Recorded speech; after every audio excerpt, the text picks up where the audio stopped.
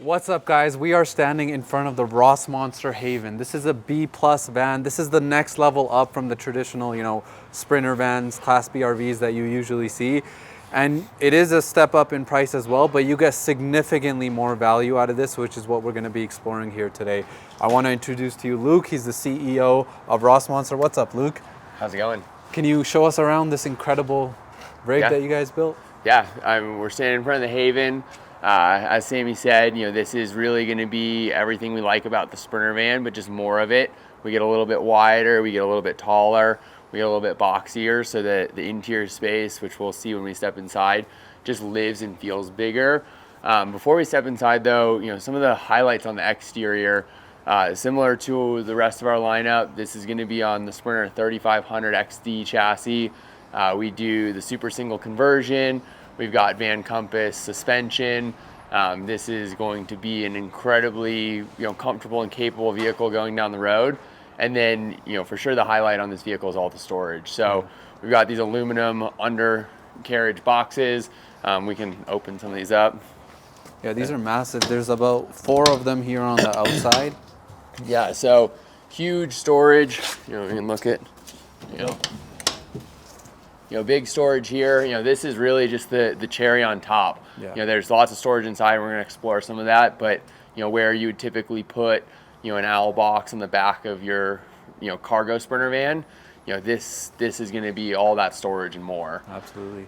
I was talking to Julie, who was actually the first customer for the Rossmonster HAVN, and she's living in it full time, and she's impressed by the amount of storage in here. I mean, he just opened up. This is the garage space. But really, it's a second apartment back here. There's so much space, right? Yeah. So whether it's skis or bikes or camp chairs or grills, there's really no limitation to how much stuff you can put back here. 100%. It's massive. I mean, inside of a B+ van, this is a huge amount of storage. You could fit literally anything in here. Plus all of these boxes, and I'm assuming on the other side you guys have the same amount. Yeah, same. And then to kind of close out the storage, all these vehicles are going to come with our multi-panel standard back here. So should you find a need to have an additional storage box or bike racks or whatever that is back here, this is prepped, ready to go. This makes it really easy to bolt on and off accessories. Absolutely.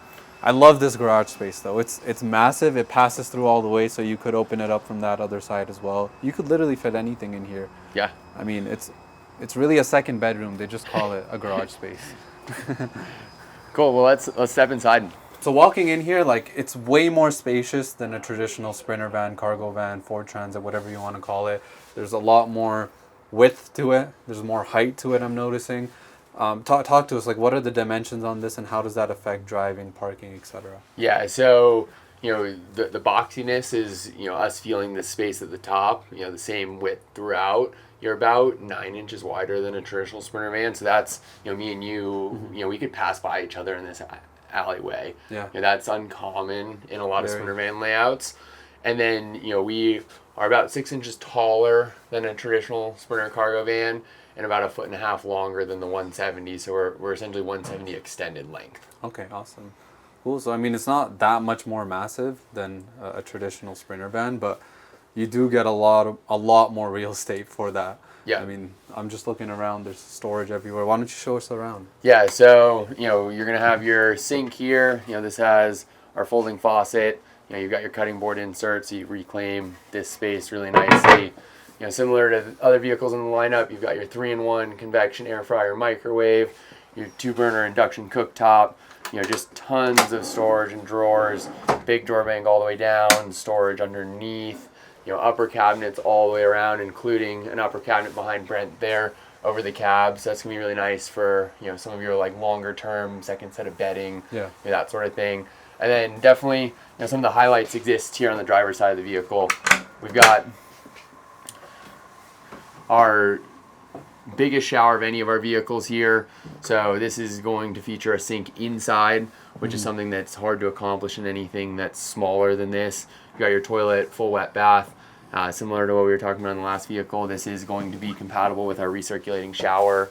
And so you're pretty tall. You've got plenty of room in there. It's much more spacious than a lot of other van showers. I mean, you actually have elbow space in here. You have space to move around. You can take a comfortable shower in here, especially with the recirculating shower, which, I mean, basically you said it filters and it kind of recycles the water, right? Yeah, so you get to and take reheats it. And reheats it. So you literally get to take an infinite shower with even just 3.5 gallons. No, 3/4 of a gallon. 3/4 of a gallon. Yeah. Wow. Yeah. That's impressive. Less than a gallon of water. The other cool thing, you see those vents there at the bottom. So we do this in the Haven and the Sky. We duct heat into this shower, so that does two really cool things. You can use this as a drying room, so you hang wet gear, maybe you've been out skiing, you know, that's going to turn this into a really cool dedicated space to dry, and you pair that with that vent. Yeah. Or, you know, you don't have the recirculating shower option, you just want a warmer shower experience when you turn the water off and soap up.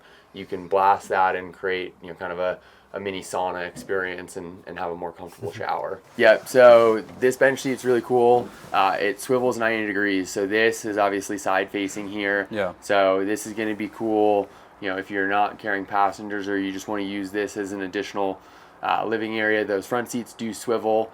Your lagoon table mounts up here, so you really have two separate sitting spaces.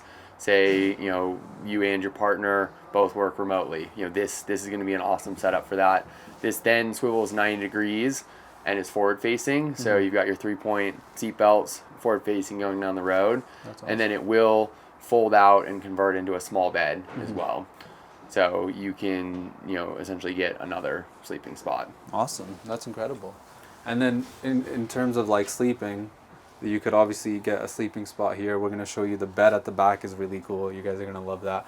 But I think there's also an option for a pop top on these. Yep, so we can option the pop top onto here. And so that would really give you a dedicated sleeping for 4, and you could flex 5 in if you wanted to. Yeah, and before we get all the way to the dinette area, you know, the fridge in here is definitely a highlight. And we raise this up off the floor so you're not bending down in a narrow aisleway. But you've got big fridge at the top and then dedicated freezer down here. Massive. The way that Isotherm sets this up is cool. You've kind of got these discrete chambers, so if you're in here digging for ice cream, you're not dumping all your cold air out, and this fridge is super efficient. Yeah. And this is massive. I mean, I don't think I've seen fridge freezer this massive before inside of such a tiny space. Like, this literally feels like an actual home. I mean, there's no compromises here in terms of storage, in terms of literally having every single thing you could possibly need. Yeah, and then, you know, and this is void. It's cushioned back here. This is still getting finished up. You know, we're probably in the final moments on this build. But this sitting area back here, this lagoon table has a couple different mounts, so you can move this around. But, you know, you've got different ways that we can sit back here. With these big windows, you got a really cool hangout space back here. Yeah. And you know, you can do all of this, and then we'll show you in a second, quickly convert it to a bed. Yeah. And these cushions are very, very comfortable. I sat inside of Julie's van, who was the first Haven customer. She actually had obviously the whole cushioning all around it. It was very comfortable to sit here and just have a conversation. Cool. Let's show these guys how the bed comes down. So you're just gonna pull the cushions back nicely there. Ooh, I didn't even notice those little things. So that guy flips down.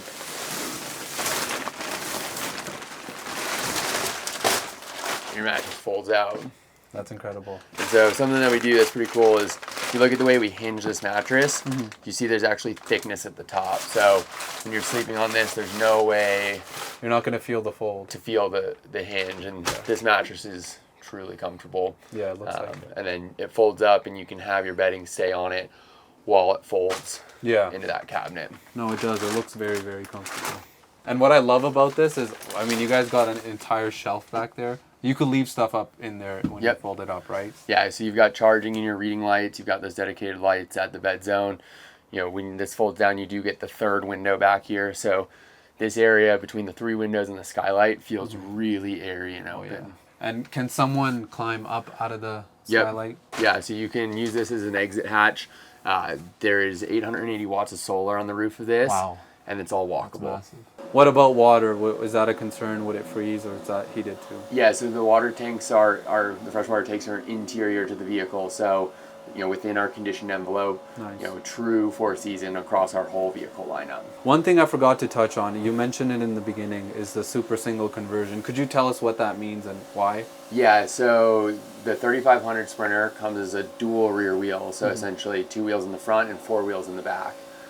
We convert that to essentially just a 4-wheel setup, 2 in the front, 2 in the back. And the reason that you want to do that is, from an off-road perspective, single wheels perform better than dual rear wheels. You don't get rocks stuck between them.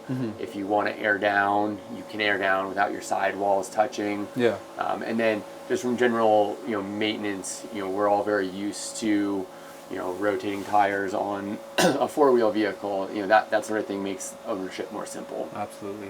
So someone's gonna ask, then why instead of converting it from a dually to a super single, why not just get the single one to begin with? So it's all about payload. So the 2500 Sprinter comes as a single rear wheel. Yeah. And it has a 9,050 pound GVWR. Okay. The 3500 XD comes as a dual rear wheel. Yeah. And it has an 11,030 pound GVWR. Wow. So about 2,000 pounds more payload in this. Yeah. So what's important about all these vehicles is, one, we tell you what they weigh. We're going to educate the customer on how to load this properly, but you end up with about 1,500 pounds of payload left in here. Yeah. A lot of vehicles that are built on the 2500 chassis are built right up to that GVWR, and there's not a lot of room for you and your stuff and all the things that you're going to want to bring. Yeah. And so that super single, the super refers to putting a wheel and tire that's stronger. So we're essentially accomplishing the equivalent of what you can do with 2 stock tires with 1 single tire. Got it. And so we're maintaining the payload, but with the added functionality of the single Oh, that's wheel. incredible. So basically you get more off-road capabilities with that, and you get to put a lot more weight inside of these, which I think that's a really good point. You're saying a lot of other manufacturers go very close to that max, which is an important point. I don't think most people realize that, but that affects how much storage you could put into it, bikes, gears, boards, etc. Right? Yeah. I really love these windows because the bug screens are built in and the window shades are built in, so you could just pull it up. And that is a huge convenience. It's much better than the magnetic ones, which in my opinion get kind of tedious and hassle, right?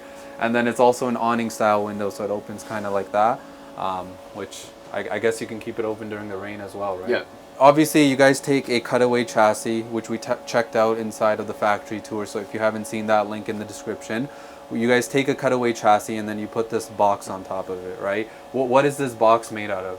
Yeah, so this is what's called an FRP panel. So it's fiberglass interior and exterior with a foam core. We talked about this a little bit, but what's cool about this specific panel manufacturer is it's a high impact skin. So we've gone at this with a hammer, and it's very tough. Yeah. And so that's going to stand up to you bashing into trees or whatever bumps and bruises you're going to find out on the trail. This is going to stand up to that very well. Awesome. That's good news for sure. How does that affect the actual driving of the Mercedes? Is that affected in any way? Yeah, I'd say that's been one of my biggest pleasant surprises. Is this vehicle drives almost better than the Skyvan. They're the same chassis. Part of the design that goes into all these vehicles is we think about center of gravity. We talked about that a lot in the Baja, but by getting a little bit wider and having more flexibility in where we mount our systems, our center of gravity is a touch lower in this. And so even though it looks bigger, it drives as grounded or more grounded than your typical 170. Got it. And obviously it's a little bit wider, it's a little bit longer. I mean, for the amount of space you're getting, I think it's definitely worth it. But how does that affect driving on a day-to-day, parking on a day-to-day, going into cities, etc.? Yeah, I would say length is the biggest thing that you're going to notice on a day-to-day, especially if we think about urban parking. This is longer, so there's no two ways about that. I would say the width is something that you're probably not going to have any sort of experience one way or the other on. We're not making the vehicle wider than the mirrors or anything. So you're keeping it in the same envelope that you would have in the cargo van alternative. Yeah. But your height's a bit more, your length's a bit more, so if your parking scenario is constrained, that'd be a really good reason to go back to the 170 cargo van. Awesome. No, that sounds really good. I mean, it could just mean the difference between parking all the way at the back of a parking lot, or maybe parking like a block away and walking, which, Yep. I mean, to me, for what you're getting, it's definitely worth the value, especially if you're going on, you know, longer trips and you need that extra space. No, I think we touched the good stuff. If anyone has any questions, please reach out. We love to, you know, educate people on our vehicles and happy to answer questions. Absolutely, guys. Link in the description if you want to get in touch with Luke and if you want to see more details about the Haven. That maybe we didn't cover everything inside of this tour. Everything will be in the description down below. Thank you so much for showing us around, man. Thanks, really Sammy. appreciate you. Have a great day, guys. See you on the road. Before you spend another dollar on a van or another minute researching, you need to know this. What I'm about to share could save your van life dreams.